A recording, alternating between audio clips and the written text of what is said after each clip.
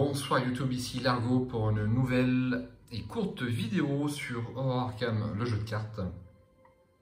Ce soir, je vais plutôt m'adresser aux joueurs débutants qui viennent d'acheter la boîte ou qui vont l'acheter et qui se posent la question la plus importante de l'univers: par quelle campagne je vais continuer mon expérience Horror Arkham.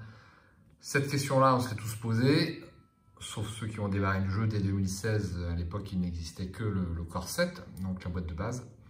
Mais c'est une question qui revient très souvent aux joueurs qui démarrent un petit peu la gamme et qui s'intéressent au jeu.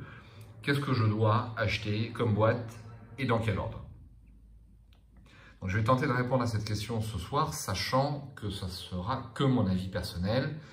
Et sur ce point, il existe peut-être presque autant d'avis que de joueurs.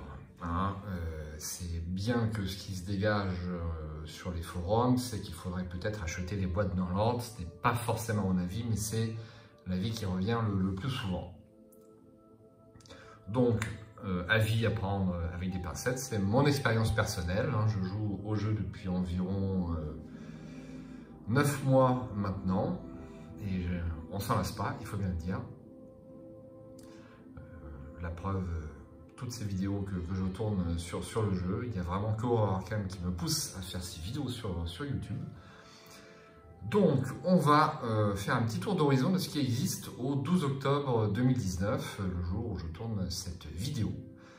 Donc, nous avons pour démarrer le core set qui est là-bas et sa boîte renouveau, cette grosse boîte qui est ici, qui ajoute de la rejouabilité et aussi un petit peu de difficulté. Donc aux 3 scénarios qui existent dans la boîte de base. Toutes les boîtes renouveau sont fondées sur le même principe, à savoir ajouter de la rejouabilité, voire de la difficulté à la discrétion des concepteurs. Donc la boîte de base et la nuit de la zélatrice et sa boîte renouveau. Ensuite, vous avez ici la première campagne qui est sortie sur le jeu. Donc ces boîtes-là, ce sont des boîtes de luxe. Qu'on appelle une boîte de luxe, c'est-à-dire généralement 2 scénarios accompagnés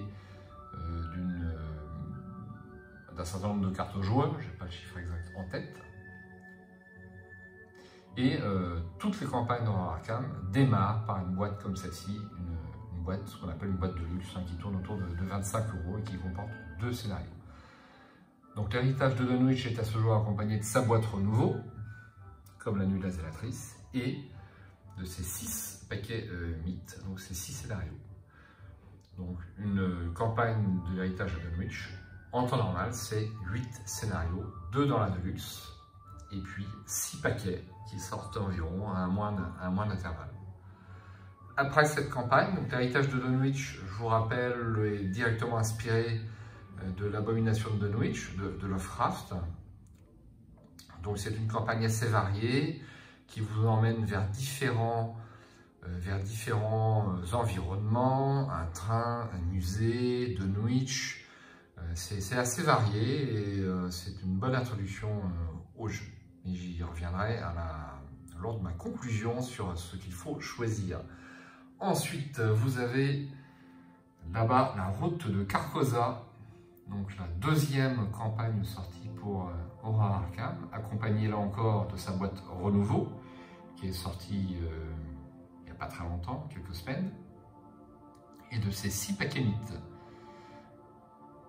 Donc c'est une campagne inspirée des écrits Laurent Jaune de Chambers, si je ne me trompe pas. Donc c'est une campagne qui peut vous emmener sur Paris, sur le Mont-Saint-Michel, donc c'est assez sympa parce qu'on peut se retrouver en France. Le début est un petit peu, on va dire, ésotérique. On est dans un théâtre. Ça peut un petit peu rebuter, mais par contre, ces scénarios en France sont vraiment tous très sympas. Alors, je dis que ces scénarios sont sympas, mais tous les scénarios d'Horror Arkham sont sympas. Franchement, il n'y a rien à jeter à ce jour. Ça, il faut que ce soit bien clair pour la suite de cette vidéo. Il peut y avoir des goûts, des couleurs et des préférences, mais vraiment, tout est super bien fait. Ensuite, 3e campagne, donc la civilisation oubliée, accompagnée de ces 6 paquets mythes. Et là, vous le voyez, la boîte renouveau n'est pas encore sortie. Donc cette campagne nous emmène dans la jungle à la recherche d'une civilisation oubliée, comme son nom l'indique. Bon, une jungle infestée de serpents. On va être en contact avec la grande race de Yit, donc dans l'abîme du temps, si vous l'avez lu, de Lovecraft. Et puis vous serez en contact de Yot. Donc là, je ne peux pas vous citer la nouvelle, je ne l'ai pas en tête. Donc ça, c'est la troisième campagne. Ensuite, le cercle brisé qui vient de s'achever, qui va vous mettre aux prises avec un cercle de sorcières et un cercle de sorciers, il faut bien dire, donc la loge du crépuscule d'argent.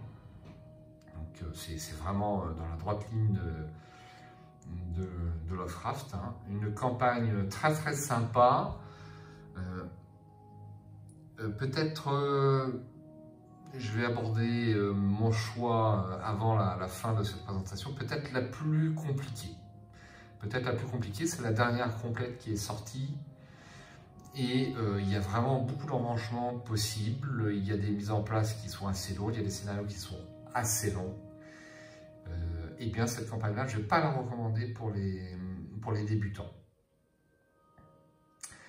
Néanmoins, la bonne nouvelle dans toute cette affaire, c'est que de toute façon, quel que soit votre choix, vous ne pourrez pas vous tromper. Il n'y a aucun lien scénaristique dans toutes ces campagnes. Il n'y a pas le moindre fil ténu entre ces boîtes. Donc vous pouvez vraiment démarrer par la campagne que vous voulez, ça ne sera pas une erreur. Après, ça sera les goûts et les couleurs. Et puis éventuellement quelques avis comme le mien qui vont pouvoir vous guider. Mais vous ne pouvez pas vous tromper, donc ça c'est la bonne nouvelle. Je n'ai pas repéré le moindre élément de lien entre les différentes campagnes à ce jour. Donc, après Civilisation oubliée, eh bien, la petite dernière, Les Dévoreurs de rêves, sortie il y a 1 ou 2 semaines. Donc là qui va s'inspirer des Contrées du rêve. Donc ça je n'ai pas du tout lu les Contrées du rêve. Il me semble que ce sont des nouvelles qui ne sont pas écrites seulement par Lovecraft, donc je connais beaucoup moins bien, mais je vais être amené à connaître puisque j'ai l'intention de tout relire, surtout à l'occasion de la sortie de cette campagne. Donc là, comme vous pouvez le voir, il n'y a aucun, bien entendu pas de boîte de renouveau, et puis aucun paquet mythe. Le premier paquet mythe sort dans quelques jours. À la recherche de Kadat, il me semble. À cette gamme s'ajoutent quelques scénarios indépendants. Donc vous avez ici les Gardiens de l'Abîme et les Labyrinthes de la Folie. Donc ces deux boîtes comportent 2 scénarios. C'est pour ça qu'elles sont un petit peu plus grosses que les paquets mythes classiques. Les Labyrinthes de la Folie a la particularité de pouvoir se jouer à plusieurs tables. C'est le seul scénario qui est dans ce cas à ce jour, sachant que le Dévoreur de toutes choses sort bientôt à l'occasion des Arkham Knight, et c'est un scénario également qui pourra se jouer à plusieurs tables, mais je ne peux pas vous en parler puisqu'il n'est pas sorti en français. Et puis vous avez 2 petits paquets dont je n'ai pas les boîtes ici, donc le Rougarou, la nuit du Rougarou, si j'espère que j'écorche pas le nom, c'est possible, et puis le Carnaval des horreurs, hein, qui sont 2 petits paquets avec un scénario unique. Donc ce qu'on appelle les pods, c'est ça, ce sont des print on demand. Ils appellent ça comme ça, des pods. Il y en a 4 à ce jour. Il n'y a pas de carte joueur dans ces scénarios. Dans tous les paquets mythes, et dans toutes les boîtes de luxe, vous avez 1 ou 2 scénarios. 2 scénarios pour les Deluxe, 1 scénario pour les paquets mythes. Et vous avez également des cartes joueurs. C'est-à-dire des cartes qui vont s'ajouter à votre collection survivant. Mystique, truand, gardien et chercheur. Donc voilà pour ce qui existe à ce jour sur la gamme. Donc il ne faut pas que ça vous fasse peur, il ne faut pas tout acheter, ça ne sert à rien, parce que de toute façon vous ne pourrez pas tout jouer. Chaque scénario vous occupe pas mal de temps, vous l'avez vu sur la boîte de base. Donc ça ne sert à rien de se dire je vais tout acheter, je veux tout avoir d'un coup, je veux tout avoir dans ma bibliothèque. C'est pas forcément une bonne optique. Bon, si vous avez des ressources financières, vous pouvez tout acheter d'un coup, mais franchement, c'est pas utile parce que de toute façon, même le joueur le plus motivé, comme moi, a beaucoup de mal à faire une campagne en moins de 15 jours. Hein. C'est très difficile. Alors pour peu que vous refassiez la campagne avec plusieurs investigateurs, chaque campagne va vous occuper un certain nombre de semaines, voire de mois.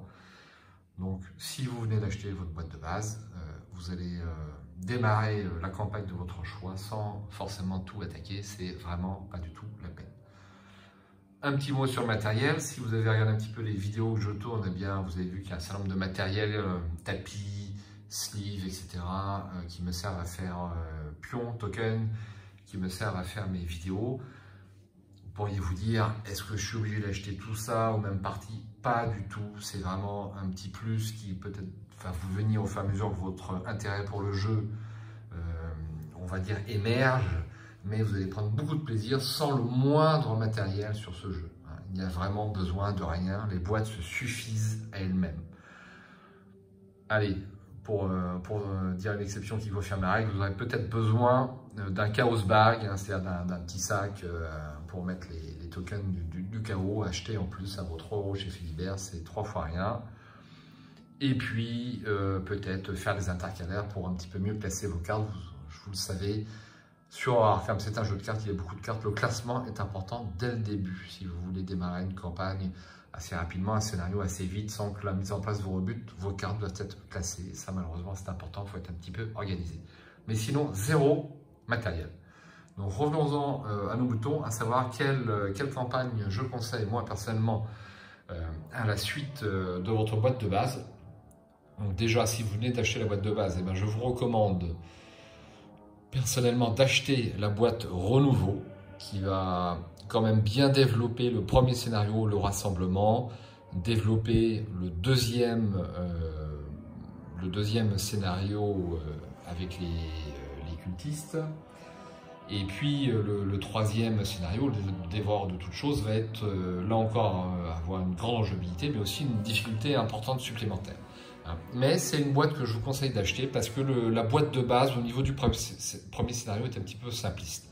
Donc ça vous donne un coût de 35 € pour la boîte de base, plus 25 € pour la nuit de la zélatrice qui va en plus vous donner des intercalaires et une boîte pour ranger tout ça.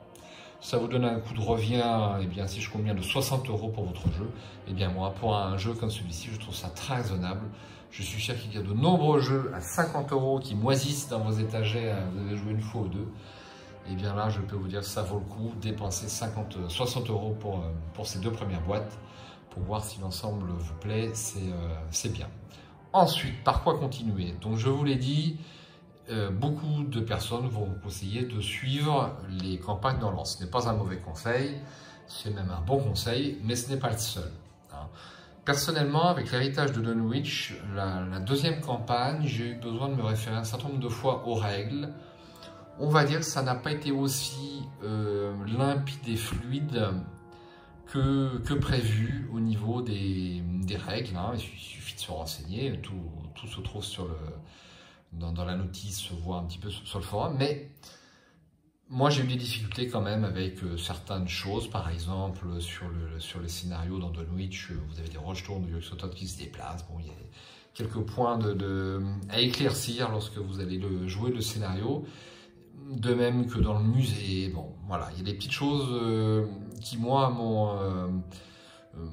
empêché d'aller très très rapidement au niveau des règles. Alors, est-ce que c'est parce que je ne connaissais pas bien le jeu? C'est possible, hein, à voir, mais voilà l'opinion que j'en ai au jour d'aujourd'hui.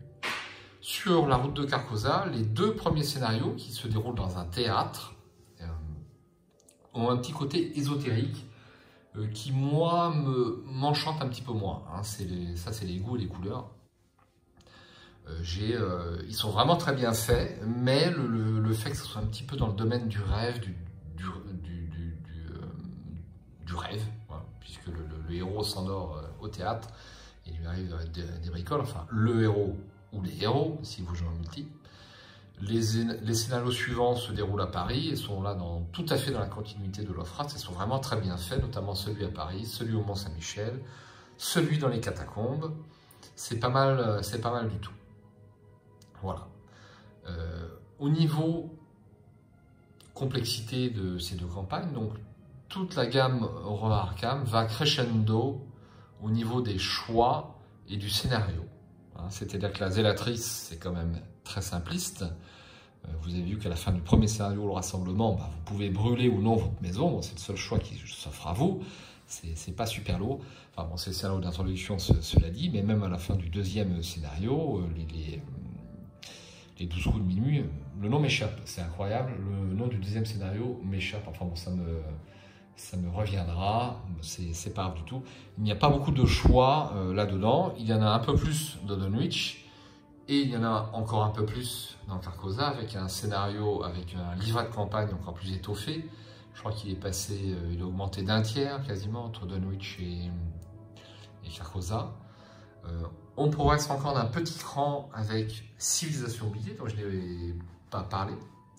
Donc Civilisation oubliée, c'est une campagne que je viens de terminer. Donc je vous en ai parlé, ça se déroule dans la jungle, vous êtes confronté à une ancienne civilisation.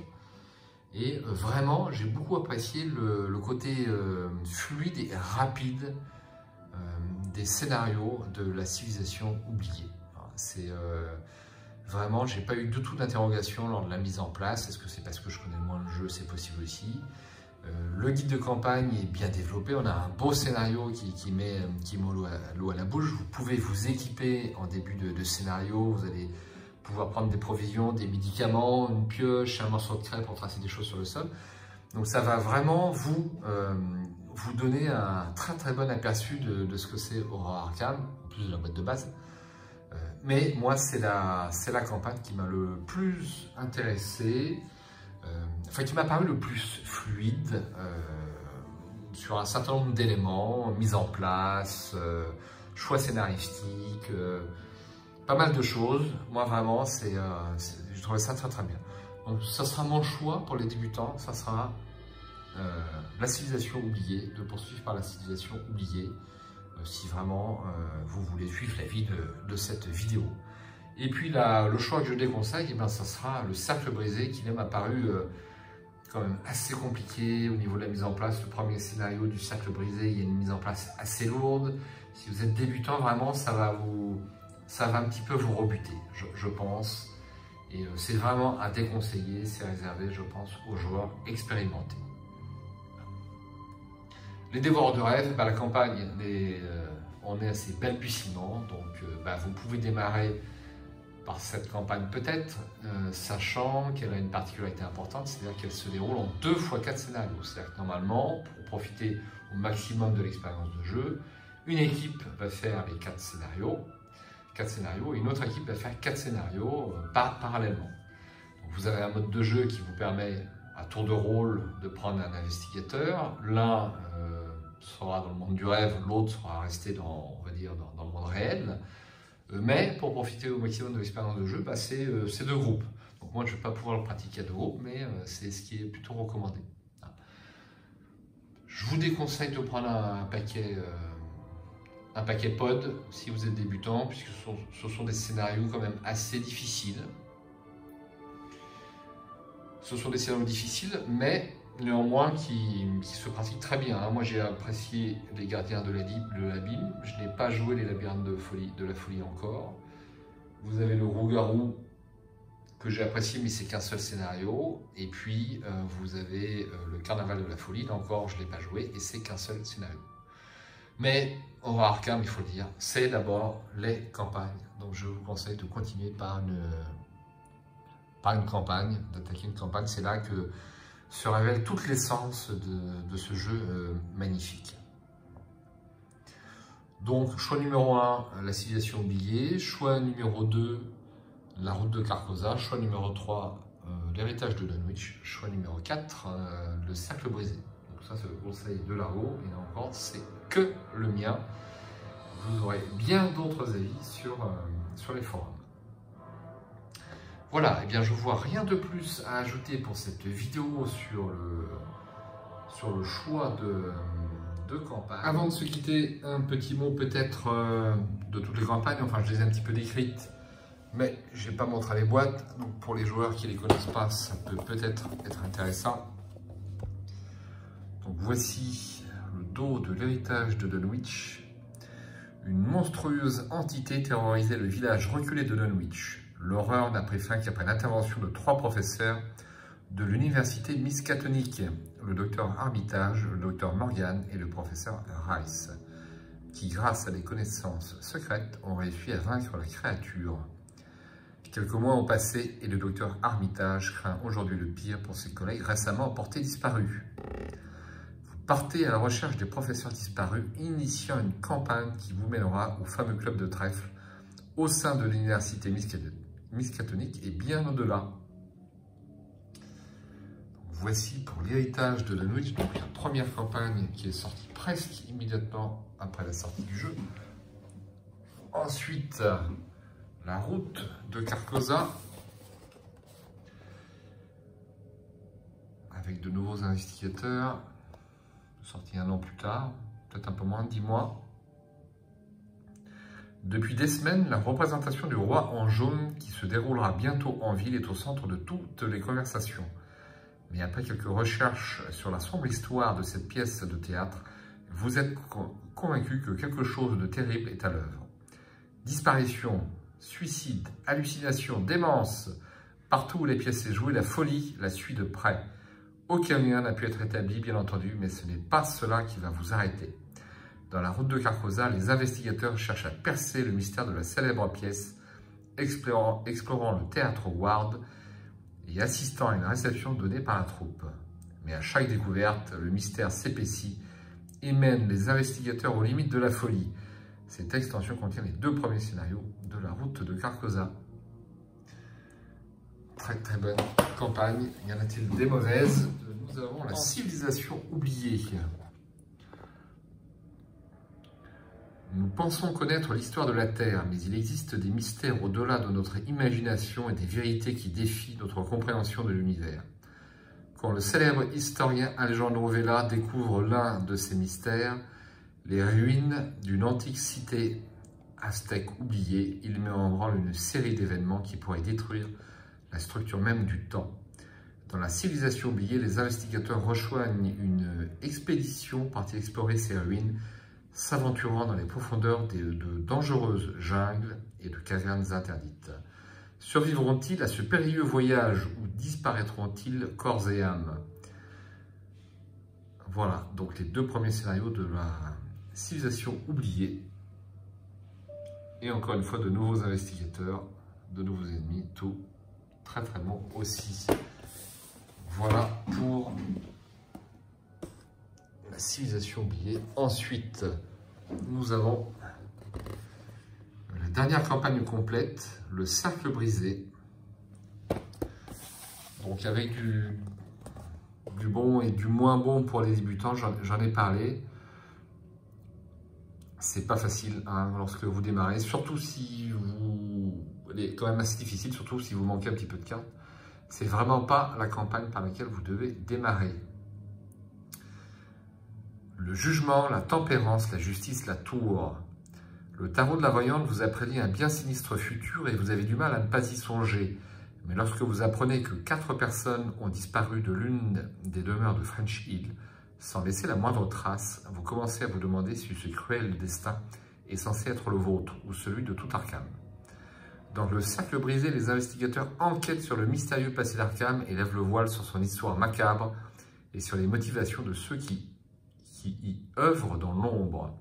Cette extension contient un prologue jouable, les 2 premiers scénarios de la campagne de Cercle brisé, ainsi que de nouveaux investigateurs et de nouvelles cartes joueurs pour personnaliser davantage le jeu. Voilà pour le Cercle brisé.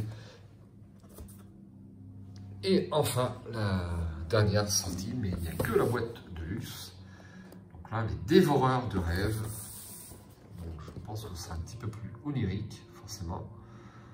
Donc, je vous l'ai dit, avec un groupe d'investigateurs qui est dans le monde du rêve et un groupe d'investigateurs qui est resté dans le monde réel, mais forcément, c'est praticable avec un seul groupe et vous prenez un groupe d'investigateurs à tour de rôle sur 4 scénarios, plus 4 scénarios. Il existe un monde caché au-delà du monde de l'éveil, un monde où règne le merveilleux, l'imagination et les cauchemars. Après avoir lu le récit des aventures de l'occultiste Virgil Gray, dans ces contrées du rêve, vous décidez de découvrir la vérité par vous-même. Qu'est-ce qui est réel? Qu'est-ce qui ne l'est pas? Et quel secret se cache dans les recoins sombres et interdits par-delà le mur du sommeil? Dans les dévoreurs de rêves, 1 à 4 joueurs endossent le rôle d'investigateurs qui s'aventureront dans les contrées du rêve ou celui de leurs compagnons restés dans le monde de l'éveil. Cette extension contient les 2 premiers scénarios de la campagne des dévoreurs du rêve, un pour chacun des 2 groupes de joueurs, ainsi que de nouveaux investigateurs et de nouvelles cartes de joueurs pour personnaliser davantage le jeu. Donc voilà pour ces 5 boîtes, je voulais vous les montrer. Alors juste un petit mot sur ce qu'il y a dans les boîtes renouveau.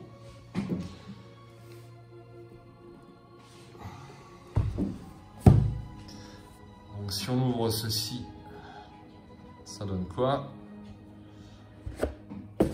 Une fois que c'est rangé, vous avez vos intercalaires qui sont inclus dans le prix de la boîte. Et puis entre chaque intercalaire, un scénario complet, slivé. La petite notice, elle loge dedans. Je trouve ça très pratique. Et puis ici, vous avez tous les sets de rencontres. Donc ces boîtes-là, ces boîtes renouveau, même si vous n'avez pas besoin de la rejouabilité au début, eh bien, elles sont quand même très pratiques pour ranger vos cartes. Et surtout, elles comportent des intercalaires déjà tout faits. Donc c'est assez rapide à faire si vous êtes un peu bricoleur avec ce que vous trouvez sur le net. Mais là, c'est déjà tout fait. Donc voilà pour les boîtes renouveau. Que reste-t-il à me dire? Eh bien, pas grand-chose. Sinon, que peut-être que je souhaiterais être à votre place, à savoir n'avoir jamais joué aucun des scénarios de ces différentes campagnes et être dans l'impôt du débutant. Il nous reste encore beaucoup à découvrir sur le jeu, hein, malgré 9 mois d'expérience. C'est vous dire si le jeu est vaste. Mais sachez que des aventures inoubliables vous attendent sur ce jeu, pour peu que vous donniez la peine de potasser un petit peu les règles et de vous intéresser aux différents mécanismes de ce jeu de cartes qui ne sont pas simples, hein, vous l'avez constaté quand vous avez abordé pour la première fois la notice. C'est pas facile un petit peu au début, mais le jeu en vaut la chandelle. Il y a de très très grandes expériences à faire sur ce jeu et une expérience ludique incroyable et qui n'est pas terminée, on n'est qu'au début. Si vous avez des questions sur les différentes campagnes du jeu, eh bien n'hésitez pas à les poser en commentaire. Et puis un petit abonnement pour la suite de la chaîne si vous démarrez le jeu, voire cliquez sur la petite cloche. Ça fait toujours plaisir d'être suivi. Il me reste qu'à vous souhaiter une bonne soirée et puis j'espère à bientôt sur Arkham TV et le monde ludique.